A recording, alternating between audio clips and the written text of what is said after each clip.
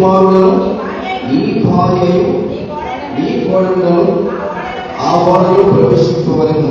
పరిశుద్ధులైన దేవుడి యొక్క వాక్య భాగంతో మనందరితో మాట్లాడేను గాక. ఆమేన్. మరి ఈ యొక్క నోవాహు భార్య అయినటువంటి ఈ యొక్క తల్లి గురించి మీకు నేను అతి ప్రాముఖ్యమైన విషయాలు మీకు తెలియపరుస్తాను. ఈ యొక్క నోవాహు భార్య పేరు పరిశుద్ధ గ్రంథంలో మనకు రాయబడినప్పటికీ ఈ యొక్క నోవాహు భార్య పేరు మరి ఆయా గ్రంథాల ప్రకారం జెనసిస్, రఫా అనేటువంటి పుస్తకంలో యూదుల సాంప్రదాయ ప్రకారం వారు ఉన్నటువంటి గ్రంథాలలో ఈమెకి పెట్టిన పేరు ఏమిటనగా నామా అనేటువంటి పేరు పెట్టారు. నామా అనేటువంటి పేరు తెలుగులో మనం అంటాం, కానీ వారు హీబ్రూలో నామా అనేటువంటి హెచ్ వారు యాడ్ చేసి అహ అనేటువంటి శబ్దం వచ్చేటట్టుగా వారు ఆమె పేరును ప్రొనౌన్స్ చేస్తారు. నామా అనేటువంటి పేరు అర్థం ఏమిటనగా సంతోషకరమైనది, మనోహరమైనది, అందమైనది, తీపి కలది, తీయనిది. ఈ భావన వచ్చే పేరు మనకి బైబిల్ గ్రంథంలో నయోమి అనేటువంటి పేరుకి సంబంధించినది. నయోమి అనేటువంటి పేరుకి అర్థం ఏమిటనగా మధురమైనది, తీయనిది అనేటువంటి అర్థం వస్తుంది. అలాగే నామా అనేటువంటి పేరు కూడా తీయనిది, అందమైనది, సంతోషకరమైనది, అలాగే మనోహరమైనది అనే భావనతో కూడినటువంటి పేరు నోవాహు గారి యొక్క భార్య పేరు. ఆమె పేరు నామా. ఈమెకి యూదుల సంప్రదాయ ప్రకారం ఇంకో పేరు, ఒక బిరుదు ఉందండి. ఏంటి ఆమె ఇవ్వబడిన బిరుదు అంటే మానవ జాతికి కొత్త తల్లి అని ఒక బిరుదు ఈ యొక్క నామా అనేటువంటి పేరు పెట్టుకున్నటువంటి నోవాహు భార్యకు ఇవ్వబడింది. ఆనాటి ప్రజలు, ఆనాటి యూదులు ఈమెకు ఏమేమి పేరు పెట్టారు, బిరుదు పెట్టారు అంటే ఆ మానవ జాతి అంతటికీ కూడా ఒక కొత్త తల్లి అని ఆమెను గౌరవించారు. పాత తల్లి కూడా ఉండాలి కదా, కొత్త తల్లి అన్నారు అంటే పాత తల్లి కూడా ఉండాలి కదా. ఇప్పుడు మనకి గాజువాక, కొత్త గాజువాక, పాత గాజువాక. ఎలా అయితే కొత్త గాజువాక ఉందో అలాగే పాత గాజువాక కూడా ఉందన్నమాట. అలాగే ఇవి కొత్త తల్లి అన్నారు అంటే యూదులకు పాత తల్లి ఎవరు? శారా. ఎందుకంటే ఆమె కూడా జనులకు తల్లిగా ఉంటున్నది. కానీ శారా కంటే ముందు ఎవరు పుట్టారు? ఇక్కడ నామా పుట్టింది. నోవాహు తర్వాత అబ్రాహాము భార్య. ఆ తర్వాత నీ నామా అనేటువంటి దానికంటే మరి పాత తల్లి ఎవరవ్వాలి? అవ్వ అవ్వాలి. అవ్వ జన్మలకు తల్లి, ఈ ప్రపంచానికి తల్లి. ఆ తర్వాత శారా కూడా జన్మలకు తల్లే. కాబట్టి ఇక్కడ ముగ్గురు తల్లులకి కనిపిస్తున్నారు. ఒకటి అవ్వమ్మ. అవ్వ ద్వారా అనేకమైన జనాంగాలు వచ్చాయి. కానీ నోవాహు జల ప్రళయం తరువాత భూమంతా కూడా తుడుచుకుపోయింది. దేవుడు ప్రతి మనిషిని చంపాడు, ప్రతి జాతిలో ఉన్న పశువులను, వృక్షులను కూడా హతమార్చాడు. కానీ ఓడలో ఎవరైతే ఉన్నారో వారు మాత్రమే బ్రతికి ఉన్నారు. ఎవరు బ్రతికి ఉన్నారు అంటే నోవాహు తన భార్య అయినటువంటి నామా. ఇప్పుడు భూమి మీదకి ఎవరి ద్వారా జనాభా బయటికి రావాలి అంటే ఇప్పుడు నామా ద్వారానే. నామానికి దేవుడు ముందు కుమారులు ఇచ్చారు, వారికి కోడలు ఇచ్చాడు, వారి సంతానం భూమిని నిర్మించింది. ఒక జాతి ఏమో కొండ ప్రాంతంలో ఉండిపోయాడు ఒక కొడుకు, ఇంకో కొడుకు ఏమో మైదాన ప్రాంతాల్లో ఉండిపోయాడు ఇంకో కొడుకు, తర్వాత ఇంకో మూడో కొడుకు సముద్ర తీరాన్ని ఉండిపోయాడు మూడవ కొడుకు. కాబట్టి పరిశుద్ధ గ్రంథంలో ముగ్గురు కుమారులు, వారి యొక్క 3 నాగరికతలను మనం చూడగలం. అందుకని మనము కొండ ప్రాంతాల్లో కూడా ప్రజలు ఉన్నారు, అందుకే సముద్ర తీరాల కోస్టల్ ఏరియాలో కూడా ప్రజలు ఉన్నారు, తర్వాత మైదాన ప్రాంతాల్లో కూడా ప్రజలు ఉన్నారు. ఈ ముగ్గురు కూడా నోవాహు ముగ్గురు బిడ్డల ద్వారా వచ్చినటువంటి సంతానమే. కాబట్టి ఇక్కడ నామా అనేది కొత్త తల్లిగా, మానవ జాతికి ఒక కొత్త తల్లిగా. పాత తల్లి ఎవరు? అవ్వ. అంతరించిపోయింది. అవ్వ ద్వారా వచ్చిన సంతానం అంతరించిపోయింది. ఇక దేవుడు వారి పాపం ఎక్కువగా ఉండడం వలన ఆ సంతానాన్ని పుడిచిపెట్టి నీతిమంతుడు, యథార్థవంతుడు, పరిశుద్ధుడు, దేవుడి దృష్టిలో ఉన్న నోవాహు కుటుంబాన్ని మాత్రమే దేవుడు రక్షించి అతని ద్వారా సరికొత్త సృష్టిని దేవుడు నిర్మించినట్లుగా మనం చూడగలం. అందుకని ఈ యొక్క నోవాహు భార్య అయినటువంటి నామాకు వారు యూదులు, ఇశ్రాయేలీయులు ఏమేమి పెట్టారు? పేరు అనగా మానవ జాతికి కొత్త తల్లి అని పిలిచారు. జాగ్రత్తగా మనం అర్థం చేసుకోవాలి. ఈ యొక్క నోవాహు భార్య అని పిలువబడుతున్న నామా అనేటువంటి స్త్రీ 4 అద్భుతమైన గుణాలను కలిగి ఉన్న స్త్రీ. 4 ఆధ్యాత్మికమైన పాఠాలు ఈ రోజున స్త్రీ సమాజానికి నేర్పిస్తుంది. చాలా మంది కూడా కొంతమంది భక్తుల జీవితాలను నిర్లక్ష్యం చేస్తూ ఉన్నారు. తెలియదు వాళ్ళకి. అది నిర్లక్ష్యం అంటే వారి గురించిన విషయాలు తెలియకపోవడం, అధ్యయనం చేయరు. కాపీ పేస్ట్ అంటే వేరొకరు ఎవరో చెబుతారు, దాని వల్ల దాన్ని అదే రిపీట్గా చెప్పేస్తారు. అధ్యయనం చేయాలి, కొన్ని పుస్తకాలు చదవాలి. దేవుడు ఇచ్చిన సోర్స్ ఏదైతే ఉందో ఆ యొక్క లిటరసీ అంటే ఆ యొక్క అక్షరాస్యత ఏదైతే ఉందో ఆ యొక్క లేఖనాలను ఖచ్చితంగా మనం చదవగలిగితే చాలా అద్భుతమైన విషయాలు పరిశుద్ధులైన దేవుడు మనకు నేర్పిస్తాడు. మనం నేర్చుకొని మనం బాగుపడాలి, మనం నేర్చుకొని అలాగే బ్రతకాలి, మనం నేర్చుకొని దేవుడిని మహిమపరచాలి. క్రిస్టియానిటీ అనేది ఆకాశం నుండి ఊడిపడినది కాదు. క్రిస్టియానిటీ అనేది తల్లి గర్భంలో ఉన్నప్పుడే వచ్చేది కాదు. క్రిస్టియానిటీ అనేది పుట్టి పెరిగిన తర్వాత నేర్చుకోవలసినదే. క్రైస్తత్వం అనేది ఇప్పటికీ కూడా భూమి మీద నేర్చుకోవలసిన ఒక నడిపే మాత్రమే కానీ పుట్టుకతో ఏది కూడా రాదు. ఎస్పెషల్లీ క్రిస్టియానిటీ అనేది బై బర్త్ మీకు పిల్లలు పుడితే మీరు ఒక క్రిస్టియానిటీ చెప్పచ్చేమో కానీ క్రీస్తు బోధన వాడికి తెలియదు, క్రీస్తు ప్రణాళిక వారికి తెలియదు, రక్షణ వారికి తెలియదు, బాప్తిస్మం వారికి తెలియదు. వారు భూమి మీద పుట్టిన తర్వాత వారు రక్షింపబడాలి. భూమి మీద పుట్టిన తర్వాత వారు బాప్తిస్మం తీసుకోవాలి. వారిని పుట్టిన తర్వాత క్రీస్తు బోధలో పెరగాలి. క్రిస్టియానిటీ అనేది భూమి మీద నేర్చుకునే సాధనం, నేర్చుకోవాల్సినదే. దేవుని భయభక్తులు భూమి మీద నేర్చుకోవాల్సినదే. ఎవరు ఇక్కడ పండితుడు కానే కాదు, అందరూ కూడా చచ్చేంత వరకు బైబుల్ నేర్చుకోవాల్సినదే, వాక్యం నేర్చుకోవాల్సినదే. వాక్యం తెలియాలి, వాక్యం నేర్చుకోవాలి. ఎప్పుడైతే మనం వాక్యం నేర్చుకుంటామండి జరిగే ప్రయోజనాలు ఏంటి అంటే మనం సరైన జీవితాన్ని భూమి మీద గడపగలం. అసలైన జీవితాన్ని, ఆ జీవిత మాధుర్యాన్ని ఈ భూమి మీద అనుభవించగలం. వాక్యంలో ప్రభు నేర్పాడు ఏమని, నీ చిత్తం పరలోకమందు నెరవేర్చున్నట్లు భూమి మీద నెరవేరును కాక. అలా జరగాలి అంటే మనం వాక్యం నేర్చుకోవాలి. రెండవది, నీ రాజ్యము వచ్చును గాక. ఎక్కడికి రావాలి? నీ రాజ్యము వచ్చును గాక. పరలోకమందున్న మా తండ్రి నీ నామము పరిశుద్ధ పరచబడును గాక. నీ రాజ్యము వచ్చును గాక. ఎక్కడికి రావాలి? ఆయన రాజ్యం భూమి మీద మన మధ్య మనతో ఉండాలి. దేవుని రాజ్యం అలా ఉండాలి అంటే వాక్యము అని పిలువబడుతున్న యేసు ప్రభుతో మనం ఉండాలని. యేసు ప్రభు మనతో ఎప్పుడు ఉంటాడు అనగా ఎలా ఉంటాడు అనేది ముఖ్యం. దేవుడు ఎప్పుడు మనకు ఉంటాడు అనే దానికంటే ఆ దేవుడు ప్రతి సమయంలో మనకు ఉంటాడు, మనతో ఉంటాడు. ఆపదలో, కష్టంలో, శ్రమలో, బాధలో, ఇబ్బందులో, ఇరకాట్లో ఆయన ఉంటాడు. కానీ ఎలా ఉంటాడు అనేది మనకు ముఖ్యం. ఎలా ఉంటాడు అయినా అంటే వాక్య రూపిగా ఉంటాడు. యోహాను సువార్త 15వ అధ్యాయం ప్రకారం మీరు నా యందును మీ యందు నా మాటలు ఉండి ఎడలా మీరు ఏది అడుగుతారో అది ఇవ్వండి. ఇప్పుడు ఆయన మాట ఏంటి? వాక్యమే. అందుకే మీరు వాక్యం తెలిసిన వారే ఉంటారు. క్రీస్తుని తెలిసి ఉండడం అంటే వాక్యం ఎదిగిన వారు అర్థం అండి. వీళ్ళు చాలా మంది కూడా వాక్యానికి దూరంగా అయిపోతున్నారు, ఏదో భక్తిని కొనసాగిస్తున్నారు. కానీ వాక్యం తెలియకపోతే అసలు క్రీస్తు కూడా మనకు తెలియదండి. క్రీస్తుని తెలియకపోతే, క్రీస్తుని ఎరిగి ఉండకపోతే మనం నిజం చెప్తున్న విశ్వాసం లేని వారు అవుతామండి. విశ్వాసం అనేది అన్నది క్రీస్తు మాట అయి ఉన్నది. రెండవది, వాక్యం ఎరిగి ఉండట్లేదు అంటే దాని అర్థం ఏమిటనగా పరిశుద్ధాత్మను కలిగి లేమో అని అర్థం అండి. ఎక్కడో చెప్పినట్టు గుర్తునేది. ఎక్కడ చెప్పాలి? నేను ఆదివారం ఆరాధనలో చెప్పాలి.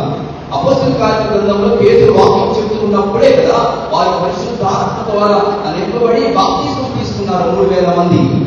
తర్వాత కొన్ని ఇంటి వారు కూడా ఏమయ్యారు? వాక్యం చెప్పబడిన తర్వాత వారు ఆత్మను పొందుకున్నారు.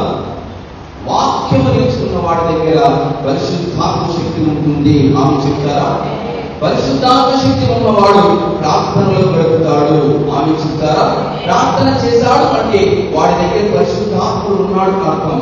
వాడి దగ్గర పరిశుద్ధాత్ముడు ఉన్నాడు అంటే దాని అర్థం ఏంటనగా వాడిలో వాక్యం ఉందని అర్థం. అందుకే మీరు వాక్యం నేర్చుకోవాలి. ఇప్పుడు నోవాహు భార్య అయినటువంటి నామా అనేటువంటి స్త్రీ నుండి 4 ఆధ్యాత్మికమైన పాఠాలు లేకపోతే అద్భుతమైనటువంటి నడిపింపు గురించి మీతో నేను మాట్లాడడానికి ఇష్టపడుతున్నానని. ప్రప్రథమైనటువంటి ఆధిక్యత, యోగ్యత, మనము ఆమె గురించి నేర్చుకోవాల్సిన ఆధ్యాత్మికమైన పాఠం ఏమిటనగా దేవుని పిలుపునకు సంపూర్ణ మద్దతు చూపించిన స్త్రీ ఆమె.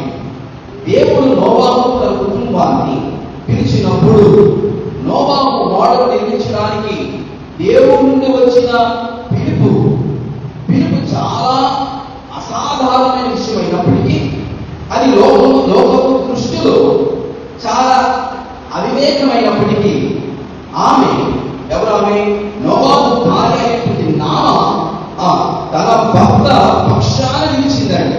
లోకమంతా కూడా నోవాహుని ఏలం చేస్తూ ఉంటే, లోకమంతా కూడా నోవాహు వాడబడుతున్నాడని అపార్థం చేస్తున్న అజ్ఞానంతో మాట్లాడుతూ ఉంటే, నోవాహు భార్య మాత్రము నోవాహుకు సహచరిగా సహాయం చేసే స్త్రీగా ఉందండి.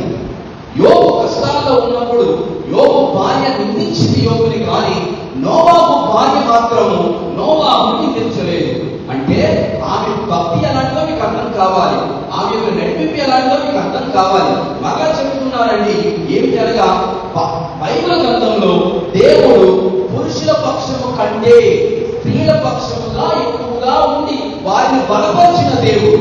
పరిశుద్ధ గ్రంథంలో మీకు పురుషుల ఆధిక్యత కనిపిస్తుంది లేఖనాల్లో, కానీ వారు ఆ రీతిగా వర్తిల్లడానికి, ఆ రీతిగా వారు ఆశ్రయింపబడడానికి, ఆ రీతిగా వారు దేవుని ద్వారా నడిపించబడడానికి వారు వెనక ఉండి నడిపించిన వారి భార్యలు.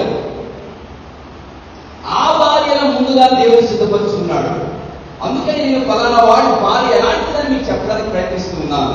మీ భర్తలు లోకంలో, సమాజంలో, సంఘంలో ఉన్నతమైన స్థాయిలో ఉండాలి అంటే మీ ప్రోత్సాహం చాలా ముఖ్యం. నీ భర్తను ఒకవేళ సమాజం నిందించినా, నీ భర్తను లోకము అవమానించినా, నీవు మాత్రము నీ భర్తకు సహకారిగా ఉండాలి. నోవాహుని లోకము నిందిస్తుందండి. పిచ్చోళ్ళ ఉన్నాడు, ఏదో చెక్క కట్టడం చేస్తున్నాడు చెక్కతో అని చెప్పి హేళన చేస్తూ ఉంటే, నోవాహు భార్య మాత్రము అతన్ని హేళన చేయలేదు, సహకరించింది, సహాయం చేసింది. ఇతగాడు మేకుతో సుత్తుతో మేకులు కొడుతూ ఉంటే మేకులు అందించిందేమో, సుత్తు అందించిందేమో, చెక్కలు అందించిందేమో. ఆ రోజు ఎవరు సహాయం చేయలేదు.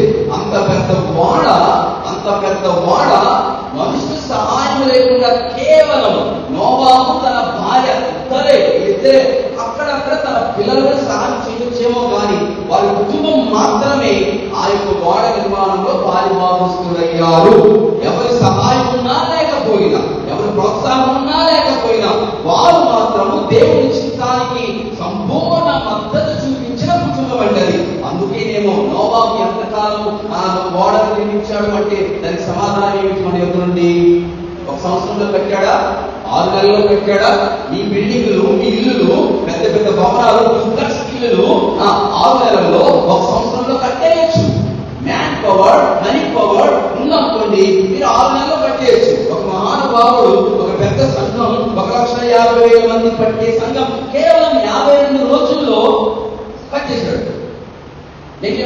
గోడ కట్టినట్టుగా కట్టేశాడు. అతనికి మనీ పవర్ ఉంది, రెండవది మ్యాన్ పవర్ ఉంది. మనీ పవర్, మ్యాన్ పవర్ ఉంటే రాత్రికి రాత్రే భవనాలు కట్టేయచ్చు. కానీ నోవాహు కుటుంబానికి మాత్రం అంత పెద్ద వాడ కట్టడానికి మ్యాన్ పవర్ లేదు, మనీ పవర్ లేదు. కేవలం అతనికి ఉన్నదల్లా కూడా ఏం జరగా మద్దతు. ఎవరి మద్దతు? తన భార్య మద్దతు. అది చాలు నోవాహుకి. ఈ రోజున మీ మద్దతు మీ భర్తలకు ఉంటే కనుక వాళ్ళు ప్రపంచాన్ని జయించగలరు. ఆమె చెప్తారా? మీరు సహకారులుగా ఉంటే వారి ప్రపంచాన్ని గెలిచి అది ఆ విషయాన్ని చేతుల్లో పెట్టగలరండి. అందుకని వాక్యం చెబుతుంది కదా, ఈమె యొక్క మద్దతు సంపూర్ణమైనది. దేవుడు తన జీవిత భాగ్యస్వాములను కొన్నిసార్లు ఆ కుటుంబ సభ్యులను పిలిచినప్పుడు అది ఎంత కష్టమైనా కూడా, లోకానికి ఎంత విచిత్రంగా కనిపించినా కూడా, మనం మాత్రం పనిచేసే వారికి, దైవ కార్యం చేసే వారికి సంపూర్ణ మద్దతు ఇవ్వాలి. ఆమె చెప్తారా? సంపూర్ణ మద్దతు ఇవ్వాలి. ఇప్పుడు నోవాహు భార్య ఆ మద్దతు ఇచ్చిన స్త్రీగా మనం చూడగలం. అందుకని ఆమె గురించి కూడా పరిశుద్ధ గ్రంథంలో రాయబడింది. ఆదికాండం 6వ అధ్యాయం 18వ వచనం చదువుకున్నట్లుగా ఆమె కూడా ఉద్దేశించి దేవుడు చాలా అద్భుతమైన మాటలను తెలియపరిచాడు. దేవుడు ఆమెను కూడా నిబంధనలో భాగంగా చేశాడు. అక్కడ 6వ అధ్యాయం 18వ వచనంలో మీకు ఒక నిబంధన కనిపిస్తుంది. నోవాహుతో దేవుడు చేసిన నిబంధన ఏమంటున్నాడు? ఆ నిబంధన 18వ వచనంలో, అయితే నీతో నా నిబంధన స్థిరపరచును, నీవును నీతో కూడా నీ కుమారులను, నీ భార్యను, నీ కోడలను ఆ ఓడలో ప్రవేశింపవలెను. అంటే నోవాహుకు తన భార్య సహాయం చేసింది, తమ కుమారులు సహాయం చేశారు, తమ యొక్క కుమారుల భార్యను కూడా సహాయం చేసి ఉండొచ్చు. అందుకని మీతో పాటు మీరు కూడా నా నిబంధనలో పాలుభాగస్తులు వారు ఏమవుతారు అనగా నా నిబంధనలో భాగమైపోయి వారిలోనికి వారిని కూడా ఆహ్వానించు అంటాడు దేవుడు. ఎప్పుడైతే ఈ విషయం చెప్పబడిందో దాని ఉద్దేశం ఏమిటనగా ఆమె మద్దతుకు, తర్వాత ఆమె తన భర్తకు ఎలా లోబడిందో కూడా ఇక్కడ మనకు కనిపిస్తుంది అన్నమాట. దేవుడు నోవాహుతోనే మాట్లాడాడు, నోవాహు భార్యతో మాట్లాడలేదు. కానీ నోవాహు తన భర్తకు, తన యజమానుడికి ఎంత విధేయత చూపించిందండి, ఎంత లోబడిపోయిందండి. అరే నీ పిచ్చోడుగా నోవాహు, నా భర్త ఏంటి వాడంటున్నా, పని ఎప్పుడు నేను వెళ్ళలేదు, చక్కంటున్నా ఎప్పుడు నేను వెళ్ళలేదు, ఏంటి ఏదో కొత్త పరికరం తీసుకుని వచ్చి దాన్ని చెప్తూ ఉన్నాం, అది ఎప్పుడు నేను చూడలేదు, ఏంటి వాడంటున్నాం, మొదలంటున్నాం. అదేంటి మనం ఎలాంటి ఇళ్లలో ఉంటాం, అడుగుల్లో నివసించే వాళ్ళం, చిన్న చిన్న గుడారాలు వేసుకునే వాళ్ళం, మనకి కక్కడెట్టే మనకు తెలియదు, సముద్రంలో ఉండాలి, నీటిలో ఉండాలంటున్నాం, నీళ్ళు ఎక్కడ ఉన్నాయి, మన ముందు ప్రాంతంలో సముద్రం ఎక్కడ ఉంది, ఇది ఎక్కడికి తీసుకువెళ్తాం, ఏంటి నువ్వు చేస్తున్న పని అని అనుకుందా యజమానుగా ఏం చెప్తావని చే, నేను నీకు సహాయం చేస్తాను. I totally obedience to your work. నీ యొక్క పనికి నేను సబ్మిట్ అవుతాను, నేను లోపడతాను అని తన మద్దతు చూపించిన స్త్రీ నోవాహు భార్య అయినటువంటి నామా. అందుకే ఆమెను దేవుడు ఏం చేస్తున్నాడు అనగా దేవుడి నిబంధనలోనికి ఆమెను కూడా పాలిపాలుస్తున్నాడుగా చేస్తున్నాడు. ఎఫెసీయులకు రాసిన పత్రిక 5వ అధ్యాయంలో స్త్రీలారా మీ పురుషులకు, మీ భర్తలకు లోబడి ఉండుడి.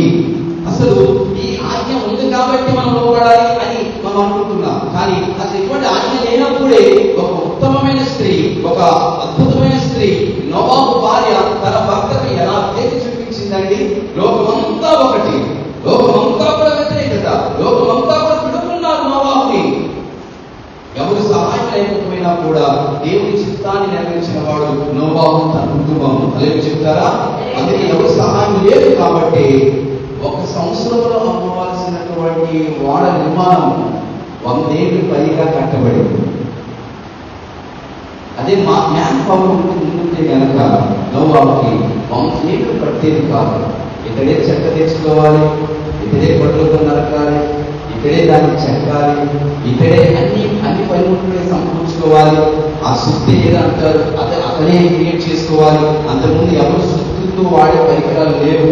ఆ మేకులు తెలియదు వాళ్ళకి, ఏది ఎక్కడ పెట్టాలి. అసలు ఈ నిర్మాణం అనేది 0 నాలెడ్జ్. ఒక పక్కన దేవుడి దగ్గర మాట్లాడాలి, దేవుడి దగ్గర అడగాలి, దేవుడి సహాయం పొందుకోవాలి, దేవుడిని అడిగి అది అర్థం చేసుకోవాలి, అర్థం చేసుకొని అది అలా చెయ్యాలి, వెళ్ళి దానికి సంబంధించిన పనిముట్లు తెచ్చుకోవాలి, ఎక్కడెక్కడ ఏడో పిల్లలు పెద్ద పెద్ద చక్కెర తేవాలి. ఒకటి వల్ల అవుతుందండి. ఆలోచించండి ఎంత కష్టపడి ఉంటాడు ఓడ తయారు చేయడానికి నోవాహు.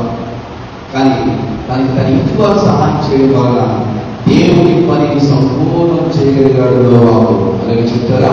రెండవది, ఈ యొక్క నోవాహు ఈ పని చేయడంలో తన భార్య పాత్ర చాలా ఉన్నతమైనది. ఇప్పుడు ఆమెలో రెండవ ఆధ్యాత్మికమైన ఆ క్వాలిటీ ఏంటనగా విశ్వాసంతో కూడిన సహనం ఆకుందండి. విశ్వాసంతో కూడిన సహనం ఆకుంది. నోవాహు వాడ నిర్మించడానికి చెప్పాను కదా, సుదీర్ఘకాలం పట్టింది. సుమారుగా 100 ఏళ్ళు పైనే 100 సంవత్సరాలకు పైగానే నోవాహు తన వాడకు చేశాడు. ఈ 100 ఏళ్ళు పైనే ఎంత సహనం చూపించుంటుంది ఆయనకి. ఇలా నోవాహు అయితే దేవుడితో మాట్లాడాడు కాబట్టి ఆ దేవుడి పట్ల అంత గొప్ప నమ్మకం ఉంటుంది. కానీ నోవాహు భార్య దేవుడితో మాట్లాడే అనుభవం లేదు, కానీ తన భర్తకు సహకరించే మనసు అయితే ఉంది. అందుకని ఆ సమయంలో లోకం నోవాహు అతని కుటుంబాన్ని అపహాస్యం చేసినప్పటికీ కూడా నోవాహు భార్య మాత్రం దేవుని వాక్యానికి కట్టుబడి ఉండే జీవితం అండి. దేవుని వాగ్దానం నెరవేరుటలు దేవుడు చెప్పాడు, ఇలా ప్రళయం రాబోతుంది, మీరు మీ కుటుంబం బాగుండాలి అంటే మీరు వాడ నిర్మించుకున్న ప్రవేశించాలని చెప్పాడు, వాగ్దానం చేశాడు. అది ఆలస్యమైనప్పుడు, వాగ్దానం నెరవేరుటలో కొన్నిసార్లు ఆలస్యమైనప్పుడు, దేవునితో మాట్లాడే మాట కొన్నిసార్లు అది నెరవేరుటలో కొంచెం ఆలస్యమైనప్పుడు, జాగ్రత్త అర్థం చేసుకుని ఈ మాట, కొన్ని కార్యాలు మీ జీవితంలో జరగడంలో ఆలస్యమైనప్పుడు, అది మీ బిడ్డల ఉద్యోగం కావచ్చు, మీ బిడ్డల పెళ్లి విషయం కావచ్చు, లేకపోతే మీరు ఇల్లు కట్టుకునే విషయంలో కావచ్చు, లేకపోతే ఇంకేదైనా కావచ్చు, ఇది నెరవేరే విషయంలో మన చుట్టూ ఉన్న పరిస్థితులు కొన్నిసార్లు మారిపోతారు. మన చుట్టూ ఉన్న ప్రజలు భయంకరమైన మాటలు అంటారు. అలాగే నోవాహు భార్య కూడా ఈ మాటలు విన్నదే, పరిస్థితులు మార్పును చూసింది. కానీ దేవుని మార్గాన్ని విమర్శించకుండా చివరిగా దేవుని చిత్తానికి సంపూర్ణమైన విశ్వాసంతో కూడిన సహనాన్ని కనపరిచి దేవుని మహిమపరిచింది. ఎబ్రియయులకు రాసిన పత్రిక 11వ అధ్యాయం 7వ వచనంలో ఈ మాట మనకు కనిపిస్తుందండి. అయితే నోవాహు విశ్వాసం వల్లనే రక్షింపబడ్డాడు. అతని భార్య కూడా అతనితో పాటు ఓడలో ప్రవేశించడం, ఆమె కూడా అదే విశ్వాసంలో పాలు పంచుకున్నదని మనం గమనించాలి. నోవాహు దేవుడి పట్ల ఎలాంటి విశ్వాసం అయితే ఉందో అలాగే నోవాహు భార్య కూడా దేవుడి పట్ల అదే విశ్వాసాన్ని కనపరిచింది. గొప్ప ఇల్లాలండి, అద్భుతమైన స్త్రీ. అందుకే ఇశ్రాయేలీయులు యూదులు ఈమెను మానవ జాతిని కొత్త తల్లి అని పిలిచేవారు. ఆమెను భీకరంగా చూసుకునేవారు. మూడవ పాయింట్ చెప్తాను, నేను ముగిస్తాను, స్థాయి లేనట్టుగా ఉంది. మూడవ విషయం మాత్రమే చెప్తాను. మూడవ విషయం ఏంటనగా ఈమె ఎలాంటి జీవితాన్ని కలిగి ఉందంటే భక్తిహీనమైన లోకం నుండి వేరుగా జీవించడం మొదలుపెట్టింది. భక్తిహీనమైన లోకం నుండి వేరుగా జీవించి మొట్టమొదటి ఏమిటని ఇక్కడ ఉన్న ఆధ్యాత్మికమైన స్థితి దేవుని పిలుపు సంపూర్ణమైన మద్దతు చూపించింది. రెండవది విశ్వాసంతో కూడిన సహనం ఆమె కనపరిచింది. మూడవది భక్తిహీనమైన లోకం నుండి వేరుగా జీవించింది. ఎలా అంటే జల ప్రళయానికి ముందు లోకం పాపంతో నిండిపోయింది. ఆదికాండం 6వ అధ్యాయం 5వ వచనం. ఈ జల ప్రళయం రావడానికి గల కారణమే లోకము పాపంతో నిండిపోవడం.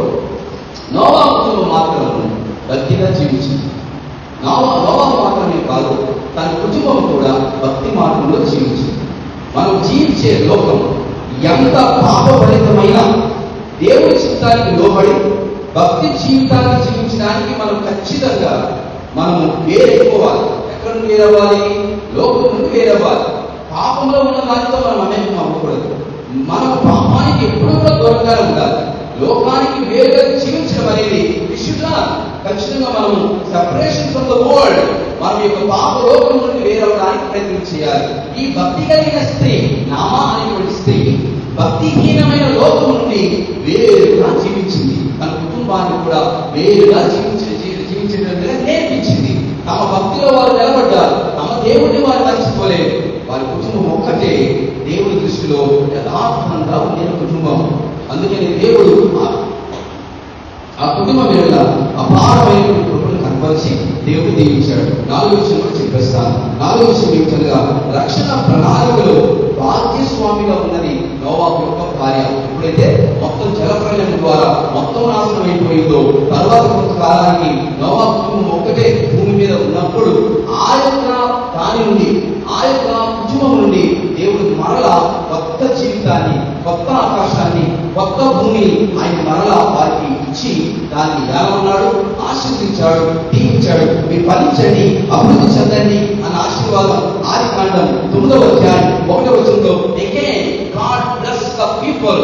మరలా దేవుడు ఆదాము హవ్వకి ఆశీర్వాదం ఇచ్చాడు. మరలా నోవాహు తన భార్యకు అదే ఆశీర్వాదాన్ని ఇచ్చి మరలా కొత్త ఆకాశం, కొత్త భూమిగా ఈ సృష్టి నిర్మించి ఆయన ఇచ్చాడు. ఇవన్నీ దేనికి సాదృశ్యం అనగా పాపం గతిస్తాయండి, పాపం పోతాయండి. మొత్తం కూడా సమస్తము కూడా దేవుని ద్వారా క్రీస్తునందు సమస్తము కూడా నూతన పరచబడుతుంది అని చెప్తారా? ఇప్పుడు మనము నోవాహు కాలంలో ఉన్నాం. మనం ఏ కాలంలో ఉన్నాం? నోవాహు కాలంలో ఉన్నాం. యేసుక్రీస్తు వారు కూడా నోవాహు కాలాన్ని గురించి మీరు ఆలోచన చేయండి, జలప్రలయం గురించి జ్ఞాపకం చేసుకోండి, లోతు భార్య కూడా మీరు జ్ఞాపకం చేసుకోండి అని పాత నిబంధనలో జరిగిన సంఘటనలను యేసుక్రీస్తు వారు జ్ఞాపకం చేశారు. నేను కన్క్లూజన్కి వస్తున్నాను, జాగ్రత్తగా అర్థం చేసుకోవాలి. ఇప్పుడు మనం మరలా నోవాహు కాలంలో ఉన్నాం. అంటే నోవాహు కాలంలో ఉన్నాం అంటే మనము నోవాహు ఎవరి స్థానంలో ఉన్నాం అనగా యేసుక్రీస్తు వారి స్థానంలో ఉన్నాడు. రెండవది నోవాహు భార్య నామా అనేటువంటిది ఆ మనోహరమైనది, అందమైనది. మర్చిపోవద్దు, అందమైనది అనేటువంటి నామ ఎవరి స్థానంలో ఉంది అనగా సంఘము స్థానంలో ఉంది. కాబట్టి నోవాహు స్థానంలో క్రీస్తు రక్షణ అనేటువంటి గోడ నిర్మించడంలో సంఘము అనబడిన నామా కూడా సహకరించాలి. క్రీస్తుకు సహకరించాలి, క్రీస్తుకు విధేయత చూపించాలి, సహనం చూపించాలి. క్రీస్తు రాకడ వరకు కూడా ఈ సంఘం అనబడిన నామ క్రీస్తు సంఘానికి, రక్షణ సంఘానికి సహకారిగా ఉండాలి. ఎప్పుడైతే క్రీస్తు నోవాహుగాను సంఘము నామాగాను ఏకమవుతారో జాగ్రత్తగా వినాలి. అప్పుడు ఈ యొక్క లోకములో నిజమైన రక్షణ సంఘానికి కలుగుతుందన్నమాట. ఇప్పుడు నోవాహు కాలంలో ఉన్నాము అంటే నోవాహు కాలంలో పరిస్థితులు ఎలా ఉన్నాయి? సంఘం అనేటువంటి నామాన్ని పక్కన పెడితే మిగతాదంతా కూడా పాపమే, లోకంలో అంతా కూడా చెడే, మోసమే, అన్యాయమే, దౌర్జన్యమే, చీకటే. అయితే సంఘం ఉంది. కాబట్టి సంఘం నామస్థానంలో ఉంది. కాబట్టి ఆమె ఏం చేయాలి? సంఘం ఏం చేయాలి? దేవుని చిత్తానికి సంపూర్ణమైన మద్దతు ఇవ్వాలి సంఘం. రెండవది విశ్వాసంతో కూడిన సహనం కనపరచాలి సంఘం. మూడవది, ఈ యొక్క సంఘం భక్తిహీనమైన లోకం నుండి వేరుగా జీవించాలి. లోకంతో కలిసి జీవించకూడదు. లోక మర్యాదలు సంఘం పాటించకూడదు. నాలుగవది, రక్షణ ప్రణాళికలో సంఘము భాగ్యస్వామిగా ఉండాలి. మీకు అర్థమైంది ఇప్పుడు వాక్యం? యేసు ప్రభువారు నోవాహు కాలంలో ఎలా అయితే ప్రజలు ఉన్నారో అలాగే ఈ రోజున కూడా ప్రజలు అలాగే ఉన్నారు. ఆరోగ్యం రాలేదు, ఔషధం ఉందా లేదా, పాపం ఉందా లేదా, దొంగతనాలు జరుగుతున్నాయా లేదా, తిరుగుబాట్లు అవుతున్నాయా లేదా, ద్వేషాలు ఉన్నాయా లేదా, హత్యలు, అత్యాచారాలు, మానబంధాలు జరుగుతున్నాయా లేదా, పాపముతో నిండిపోయింది లోకం. కానీ నామా ఎలా అయితే భక్తిహీనమైన లోకం నుండి వేరుగా జీవించిందో అలాగే జీవిస్తుంది ఈ రోజున సంఘం. జీవించాలి కూడా. అందుకే నామా సంఘానికి గుర్తు. నోవాహు యేసుక్రీస్తు ప్రభువారికి గుర్తు. నోవాహు ఎలా అయితే రక్షణ నావ తేలుతో తయారు చేశాడు, చెక్కతో చేశాడా, ఆ ప్లాస్టిక్ తో చేశాడా, ఐరన్తో చేశాడు, చెక్కతో చేశాడు, చెక్కే కదా. ఆ చెట్టు పేరు కూడా మనకి బైబిల్లో రాయబడింది. అలాగే యేసుక్రీస్తు ప్రభువారు గొల్గొతా కొండ మీద, జాగ్రత్తగా గొల్గొతా కొండ మీద చెక్కతో చేయబడినటువంటి శిలువ మీద ప్రాణం పెట్టి రక్షణ ఓడలు సిద్ధపరిచాడు. ఓకే, ఆ యొక్క రక్షణ ఓడలు ఎవరైతే ఎక్కుతారో, అందులో ఎవరైతే ఉంటారో వారే రక్షింపబడతారు. వారి జీవితంలో కొత్త ఆకాశము, కొత్త భూమిని వారు చూస్తారు. నోవాహుకి మరలా కొత్త ఆకాశాన్ని, కొత్త భూమిని ఇచ్చాడండి. భూమి మీద ఉన్నటువంటి పాపలన్నీ గుర్తించాడు దేవుడు. జలప్రలయం ద్వారా మరలా రాబోతుంది జలప్రలయం. జలప్రలయం అంటే దేవుడు ఉగ్రత అర్థం, దేవుడి శిక్ష అని అర్థం, దేవుడి కోపం అని అర్థం. అది ఇంకోసారి జరిగిపోతుంది. అప్పుడు ఎవరు రక్షించబడతారయ్యా అంటే సంఘము ఏదైతే ఉందో, నామా అనేటువంటి ఏదైతే ఉందో స్థితిగా ఆ యొక్క నామ ఏమవుతుంది కనుక రక్షింపబడుతుంది. నోవాహు ఎలా అయితే క్రీస్తు స్థానంలో ఉండే రక్షణ ఓడలు సిద్ధపరిచి క్రీస్తుతో నామా ఉందో, అర్థమైందా? క్రీస్తుతో తన భార్య కూడా ఉందో, ఓకే, అలాగే నోవాహు అనబడిన క్రీస్తుతో నామా అనేటువంటి సంఘము క్రీస్తుతో ఉన్నప్పుడు అది రక్షింపబడుతుంది. ఆమె అందుకే మనం సంఘము క్రీస్తుతో ఉండాలి. క్రీస్తు మాటకు విధేయత చూపించాలి. ఎవరు? సంఘం, మనం. రెండవది, దేవుడి చిత్తానికి సంపూర్ణమైన మద్దతు. నీకు నచ్చినా నచ్చకపోయినా అది దేవుడి చిత్తమైతే ఖచ్చితంగా చెప్తున్నాను, ఇదేంటి చూపించాల్సిందే. అది నీకు నచ్చినా నచ్చకపోయినా అది దైవ కార్యం, అది దేవుడి చిత్తమైనప్పుడు నిజం చెప్తున్నానండి, దేవుడికి కోపం తెప్పించే పనులు చేయకూడదు. రెండవది, ఏం జరగాలి? నామ ఏం చేసింది చెప్పాలి. విశ్వాసంతో కూడిన సహనాన్ని చూపించింది. సంగమా, లోకం నుండి చాలా వ్యతిరేకతలు మీకు వస్తాయి. సంగమా, లోకం నుండి చాలా బాధలు కలుగుతాయి. సంగమా, లోకం నీకు ద్వేషిస్తుంది. సహనం కలిగి ఉందంటే సహనం, పేషెన్స్. అది కూడా ఎలాంటి సహనం? అది క్రీస్తు యేసునందు ఉంచాల్సిన విశ్వాసంతో కూడిన సహనం. ఎవరి సహనం? క్రీస్తు సహనం. యేసు ప్రభు ఎలాంటి సహనం కలిగి ఉన్నాడు? ఆయన స్వార్థ చెబుతుంటే వ్యతిరేకతలు రాలేదా? ఆయన బోధిస్తూ ఉన్నప్పుడు వ్యతిరేకతలు రాలేదా? దేవుని రాజ్యాన్ని పెడుతున్నప్పుడు అనేక మంది అనేక రకాల యేసు ప్రభు వారిని మాట్లాడలేదా? సహనం కనపరచాలి. మనం సహనంతో విశ్వాసంతో ఉన్నప్పుడు సంఘమా లోకానికి దేవుడికి పిలుస్తాడు. ఆమె. మూడవది, భక్తిహీనమైన లోకానికి దూరంగానే ఉండాలి. పాపం మారుతున్నా నిలవగా, అపరాధం కూర్చుండగా, దుష్టుల మార్గమున నడువక. ఓకే, కాబట్టి మనం లోకానికి ఎంత దూరంగా ఉంటే ఆధ్యాత్మిక జీవితంలో అంత దేవుని దగ్గరగా ఉంటాం. ఆమె. కాబట్టి నోవాహు తన కుటుంబం లోకానికి దూరంగా ఉన్నారు, దేవునికి దగ్గరగా. నాలుగవది, రక్షణ ప్రణాళిక, దైవ రక్షణ ప్రణాళిక. చాలా మంది ఇంకా రక్షణ లేకుండానే ఉన్నారు. చాలా మంది కూడా పాపంలో బ్రతుకుతున్నారు. చాలా మంది కూడా చీకటిలో జీవిస్తున్నారు. ఈ రోజున వారిని రక్షించాల్సినటువంటి బాధ్యత నామా అనేటువంటి సంఘానికి ఉంది. సంఘము అందమైనది. ఆమె. సంఘానికి పేరు అందమైనది, కలంకమైనది, ముడత అయినను, మచ్చ అయినను జాబ్ అయినను అట్టి ఏదైనా లేకుండా దేవుడు తన వాక్యముతో సంఘాన్ని ఉదక స్నానం చేస్తున్నాడు. దేని వరకు? అందంగా ఉంచడానికి. సంఘము అందమైనది, మనోహరమైనది, తరువాత సంతోషకరమైనది, ఎంతో భాగ్యమైనది. ఈ పేరన్నీ కూడా నామాలు ఉన్నాయి. కాబట్టి సంఘమా, నువ్వు కూడా నామస్థానంలో ఉన్నావు. కాబట్టి నీవు రక్షణ ప్రణాళికలో భాగస్వామిగా ఉండులాగున పని చేయాలి. స్త్రీ సమాజమా, మీరు రక్షింపబడమే కాదు, మీ బిడ్డలు రక్షింపబడమే కాదు, ఈ ఇరుగు పొరుగు వారు కూడా రక్షింపబడాలి. అంటే నీవు రక్షణ ప్రణాళికలో భాగ్యస్వామిగా ఉండాలి. ఎవరి భాగ్యస్వామిగా ఉండాలి? నోవాహు అనబడితే క్రీస్తు భాగ్యస్వామిగా ఉండాలి. క్రీస్తుకి భాగ్యస్వామిగా ఉండాలి. క్రీస్తు పరిచర్యలో నువ్వు కూడా ఒక పాత్ర వహించాలి. ఆ పాత్ర ఎలాంటిదైనా కావచ్చు. చిన్న పాత్రే, చిన్నదే మీకు ఇవ్వచ్చు. పాట పాడే పాత్ర, వాక్యం చెప్పే పాత్ర, ప్రార్థన చేసే పాత్ర, కానుకలెత్తే పాత్ర, కరపత్రం పంచే పాత్ర, ఏదైనా కావచ్చు. మనుషుల దృష్టిలో అది చిన్న పాత్రే, కానీ ఆ పాత్ర యొక్క ప్రాముఖ్యత ఎంతో గొప్పది దేవుని దృష్టిలో.